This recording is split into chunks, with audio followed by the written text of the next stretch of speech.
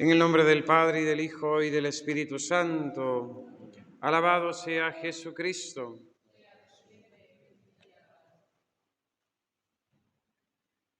Termina este mes de julio con la fiesta en honor a San Ignacio de Loyola, uno de los santos de la historia de la Iglesia, muy grande por su propia vida, muy grande también por la obra que inició al fundar la Compañía de Jesús, la comunidad religiosa, el instituto religioso más numeroso de la historia de la Iglesia, que ha contado siempre con muchísimos miembros y muchos de ellos con una ciencia, una sabiduría eminentísima, abarcando no solamente la teología, sino las ciencias de la educación y quizás pues muchos otros ámbitos de la ciencia, del estudio y de la razón.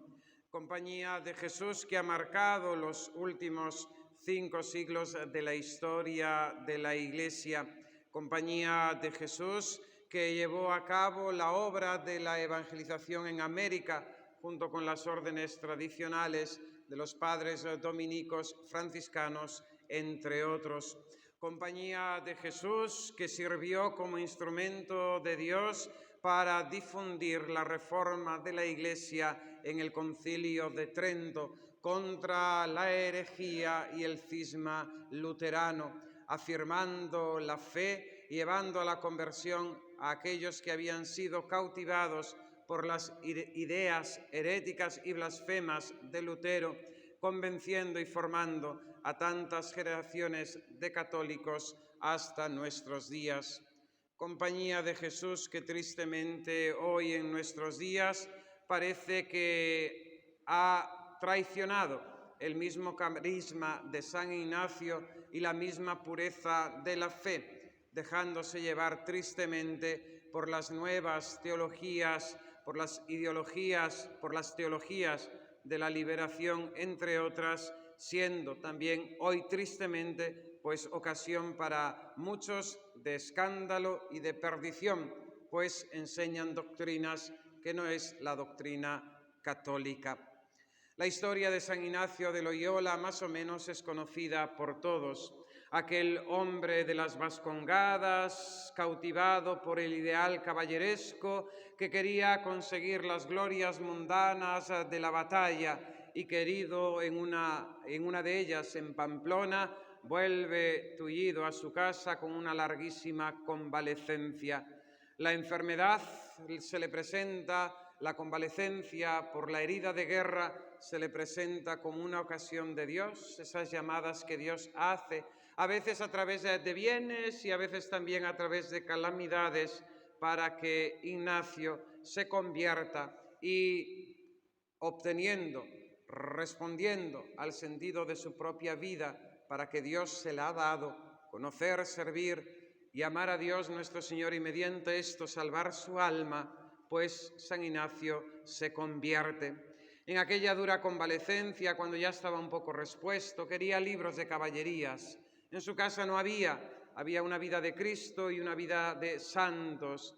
E Ignacio, pues como no había otra cosa ni que entretenerse, se pone a leer aquellas lecturas y experimenta algo interiormente que es también para nosotros una enseñanza importante, pues cuando aquellas lecturas primero se le hacían un poco angostas, un poco difíciles, un poco aburridas, porque no era lo que él esperaba, con aquellas otras historias de soldados, de guerras, de damas, etc., pero experimentaba en su interior un consuelo, lo que él llamará la consolación interior. Le quedaba un espíritu alegre después de haber leído aquellas vidas de aquellos santos.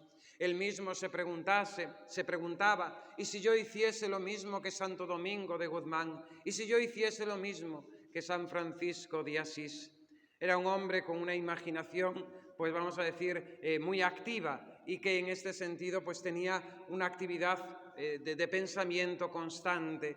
Y eso mismo le servirá a Dios nuestro Señor para que Ignacio se resuelva en servir a Dios y no servir a los hombres, en buscar la gloria del cielo y no los honores de la tierra, en ser soldado y militar para Cristo y no militar en servicio de los señores de este mundo, que nada nos pueden dar más que la muerte.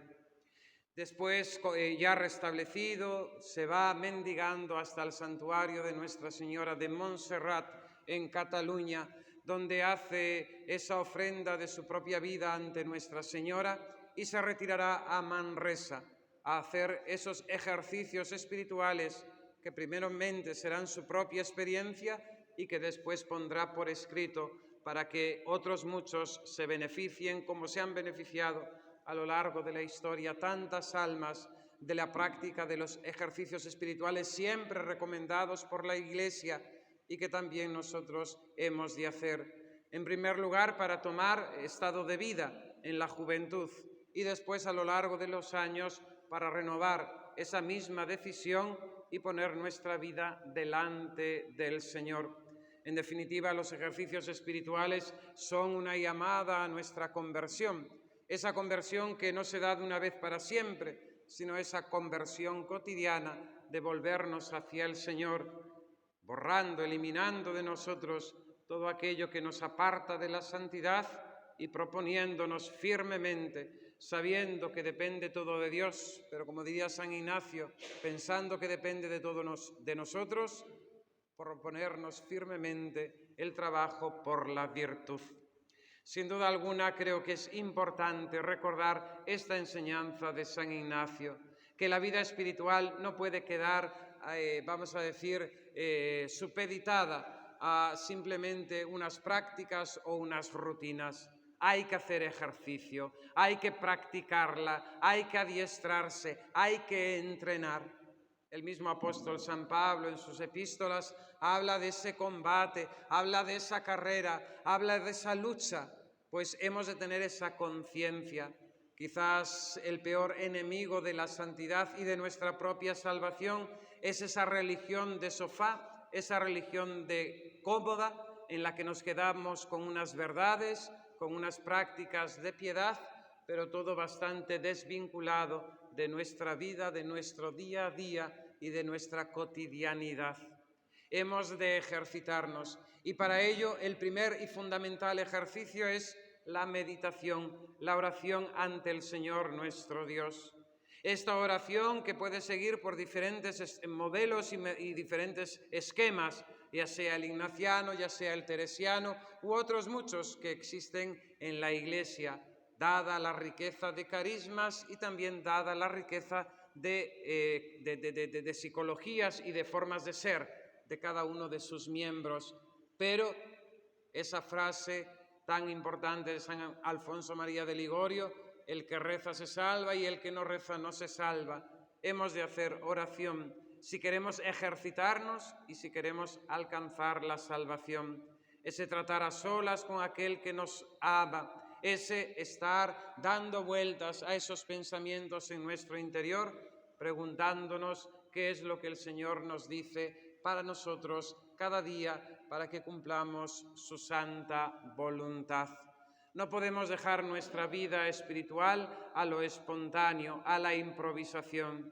Hemos de ejercitarnos, hemos de entrenarnos, hemos de practicar esa vida de oración y tener esa tensión necesaria espiritual para ir creciendo. Pues bien sabemos que también en la vida de la gracia o se sube, o se eleva, o se crece, o por lo contrario vamos decayendo, vamos enfriándonos, vamos entibiando nuestras almas y lógicamente pues podemos perder la gracia y llegar al pecado mortal. Hemos de crecer y hemos de estar en ese crecimiento continuo en la gracia y en la amistad con Dios nuestro Señor. Que San Ignacio de Loyola, por su intercesión, nos ayude a combatir este combate espiritual en el que todos nosotros estamos metidos y que con él, como pedía la oración colecta, lleguemos un día a merecer la corona de la gloria del cielo. Que así sea. En el nombre del Padre, y del Hijo, y del Espíritu Santo. Amén.